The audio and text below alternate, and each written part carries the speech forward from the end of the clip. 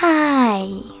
In front of me is Motorola Moto E6S, and today I would like to show you how you can switch on or off adaptive brightness on this device.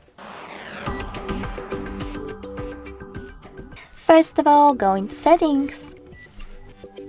In Settings, tap on Display section right away and click on Adaptive Brightness. Finally, select this sweater next to Adaptive Brightness feature. And as you can see, after that, Auto Brightness is disabled, but you can always enable it by tapping on the same sweater again.